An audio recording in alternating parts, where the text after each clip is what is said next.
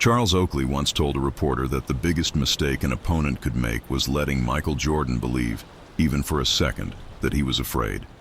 Rick Mahorn weighed 303 pounds, had never lost a physical confrontation in his professional career, and on the night of November 19, 1988, he walked onto the floor of the Palace of Auburn Hills believing he was the most dangerous man in the building. He was wrong about that in ways that would take the entire game to fully understand. It was a Friday night in suburban Detroit, and the Palace was still new enough that the smell of fresh concrete hadn't entirely left the corridors. The arena held 22,000 people, most of them there to watch the bad boys make basketball look like something that happened in a back alley. The court gleamed under high industrial lights, but the gleam was deceptive. Jordan had played in this building before. He knew the rules. He had decided, somewhere between the locker room and the opening tip, that the rules did not apply to him. The Detroit Pistons in 1988 were not merely a basketball team, they were a philosophy. Bill Laimbeer had perfected the art of the illegal screen, turning it into a form of ambush that referees could never catch in real time. Dennis Rodman had already established himself as the most physically oppressive defender in the Eastern Conference, a man who understood that his body was a weapon, and the rules of basketball were a loose framework rather than an absolute constraint. Isaiah Thomas ran the offense with the controlled fury of a general who believes total war is not just permissible but morally correct.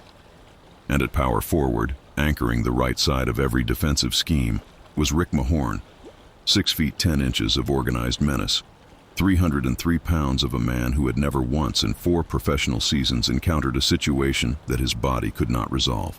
The Pistons had a name for what they did to Michael Jordan. They called it the Jordan Rules. Not a single defensive scheme, but a collection of physical directives.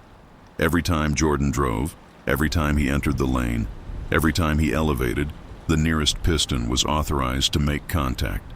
Hard contact. The Jordan Rules were not a secret. Chuck Daly discussed them openly in the press. The idea was straightforward. Jordan was too good to guard conventionally, so the Pistons had decided to hurt him. Repeatedly, methodically, until the cumulative weight of the punishment changed his decision-making. What the Pistons had not yet understood was that pain did not change Michael Jordan's decision-making. Pain refined it. In the locker room before tip-off, Jordan sat at his locker and taped his wrists. He did this every game, slowly and with care, pulling the white athletic tape across the back of each hand and wrapping it twice around the wrist joint. Teammates had noticed that the speed of the taping varied. On ordinary nights, Jordan taped quickly, already thinking ahead to warm-ups. On nights when something had been said, by an opponent, in the press, in a locker room conversation Jordan had heard about secondhand, the taping was slow, deliberate, as if the hands were being prepared for something specific. On this particular Friday in Auburn Hills, Horace Grant watched Jordan tape his wrists for nearly 4 minutes without speaking to a soul, and later said he had seen that look only a handful of times, and that on every one of those occasions the opposing team had needed a very serious conversation with itself afterward. What had been said was this. 3 days earlier, in a Detroit newspaper, Rick Mahorn had been asked about the upcoming game against Chicago. Mahorn smiled. Reporters always noted when Mahorn smiled, because it was not a reassuring expression, and said that Michael Jordan was the best player in the world at running away from contact. He elaborated. He said Jordan's whole game was built on the premise that defenders would give him space, and that when defenders stopped giving him space, when they made the physical commitment to stand in front of him and absorb the collision, Jordan had a tendency to hesitate, to pull back, to find a way around rather than through. Mahorn said this with the confidence of a man who had done his research. He said this without any awareness of what those words would do to the specific neurological architecture of the man they described. Michael Jordan did not respond to this statement in the press. He never responded to statements in the press. The silence was not indifference. The silence was a kind of storage. The opening quarter seemed, on the surface, to confirm Mahorn's analysis. Jordan was careful, measured, taking mid-range pull-ups when the lane closed, accepting contact on drives, but not seeking it. There were moments, visible in the game film, where Jordan absorbed a Mahorn forearm and did not react, did not look at him, simply gathered himself, and continued. The Pistons were confident. Mahorn, during a timeout in the first quarter, said something to Laimbeer that made Laimbeer laugh. The cameras caught it. Nobody knew what was said. Scottie Pippen, watching from the bench, saw something in the way Jordan ran back on defense after that timeout. Not speed, Jordan was always fast, but a quality of the speed. A purposefulness different from ordinary athletic purpose. Pippen said later that Jordan ran back on defense like a man who had just made a private decision, like someone who had determined exactly how the next 3 quarters were going to end and was simply carrying out the first step. There are moments in sport that function as fault lines. Before the moment, multiple versions of events are possible. After it, only one is. The fault line in this game arrived midway through the second quarter. Mahorn set a screen, legal for once, on the left wing, freeing Isaiah Thomas for a jumper. Thomas made it. Routine. Then Mahorn turned toward Jordan, the nearest defender, and said something. The microphones did not catch it. Jordan did not respond. He turned and walked up the court without expression. Mahorn said something else. Still nothing. And then, this is the moment that matters. Mahorn smiled. Not at Jordan. Not at anyone in particular. He smiled at the building, at the comfortable certainty that he was winning a contest whose rules he had written himself. What Rick Mahorn did not know was that Michael Jordan had been waiting for exactly that smile. The second half opened with a shift so complete and so sudden that there is a moment in the broadcast, clearly audible, where the color commentator simply stops talking. Not a pause for drama. He stops because what is happening on the court requires silent processing. Jordan had the ball at the top of the key. Mahorn stepped up to meet him, taking the space, doing precisely what the Jordan rules prescribed. Jordan pump faked. Mahorn held his ground. Jordan drove left. Mahorn cut him off. Jordan stopped, reversed his pivot, went right. And then, in a space that should have been physically occupied by 303 pounds of professional enforcer, Jordan was elevated, the ball already on its way to the basket, and Mahorn's hand, arriving at exactly the moment Jordan left the floor, hit nothing but air. The crowd noise was not a roar, it was a recalibration. The sound a large group of people makes when a narrative they believed in suddenly requires revision. That was the first one. There were others. The third quarter became something that defied the organizational logic of what the bad boys were built to do. Jordan scored 17 points in the quarter, not on circus shots attributable to luck, but on precise structural attacks directly into the heart of the Jordan rules. Drives into contact, absorbing the punishment, finishing through it. Pull-up jumpers taken over Mahorn's outstretched hand with a serenity of arc that suggested Jordan had located a physics the rest of the building did not have access to. Through all of it, not a word, not a look at Mahorn, not a celebration directed at the crowd. Jordan operated in what his teammates would later describe as the closed loop, a state so removed from the social architecture of the game that external feedback ceased to register. Mahorn called a timeout. He walked to the huddle with a quality of movement that was new. Not slow exactly, but considered. The way a man moves when he is silently renegotiating something he thought was settled. Chuck Daly had responses for players who had good nights against his team. He had developed those responses across hundreds of games, thousands of film sessions. But Jordan was doing something his system had no response category for. Jordan was not beating the Jordan rules. He was making the Jordan rules irrelevant. Every physical intervention the Pistons applied, Jordan absorbed and continued. The rules had been designed on the assumption that any player, subjected to enough punishment, would alter his approach to avoid further punishment. Jordan did not appear to have a threshold. Or rather, the threshold existed, but it was located somewhere beyond what the Pistons were capable of delivering. This is the central truth the bad boys spent 3 years discovering.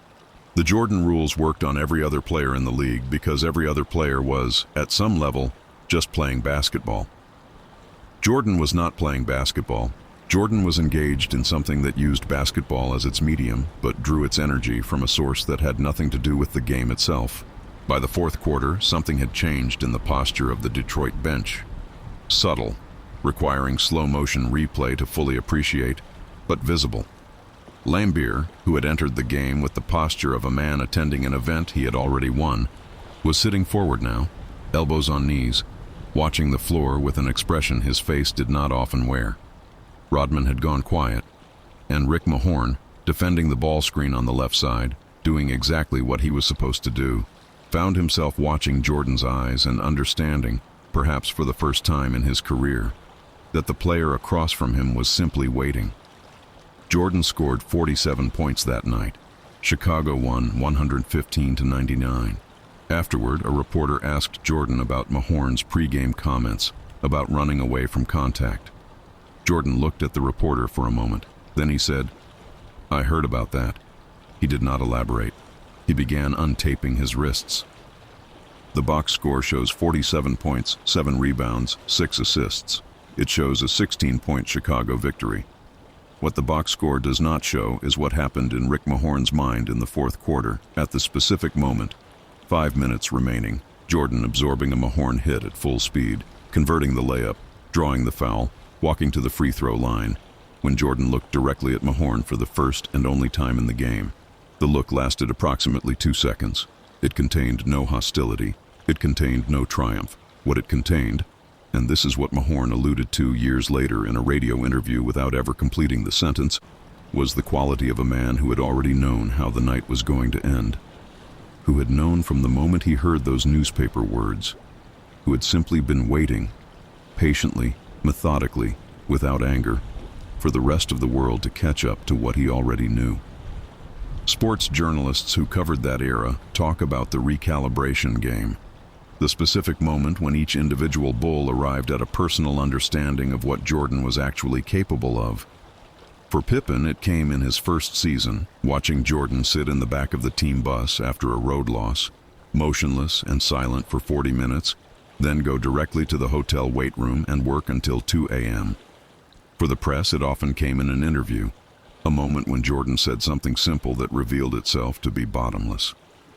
After a different Detroit loss in an earlier season, a journalist asked whether the physical punishment of playing against the Pistons would eventually take a long-term toll. Jordan considered the question. Then he said, "Scar tissue is stronger than the original tissue. That's not an opinion. That's biology." He moved on to the next question. The journalist wrote the answer down and read it several more times before he could fully explain why it had affected him the way it did. That answer is the key to understanding the Palace of Auburn Hills on November 19, 1988. Rick Mahorn had built a career on the premise that the body remembers pain and adjusts to avoid repetition. This premise is true for nearly every human being who has played professional sports. The body is conservative. The body prefers continuity. Given the choice between absorbing punishment and rerouting around it, the body reroutes. This is not weakness. This is the rational architecture of biological survival. Jordan's body had the same architecture. The pain was real. The accumulation was real. Team trainers noted that post-game treatments after Pistons games were categorically different from treatments after any other opponent. Jordan felt every Mahorn forearm. He stored them. But the storage mechanism was wired differently. Every other player stored pain as a deterrent. Jordan stored it as a balance that would eventually come due. He talked across his career, in varying forms, about the men who had doubted him early, coaches who cut him, executives who passed on him, opponents who celebrated his early failures, not with anger, but with something closer to gratitude.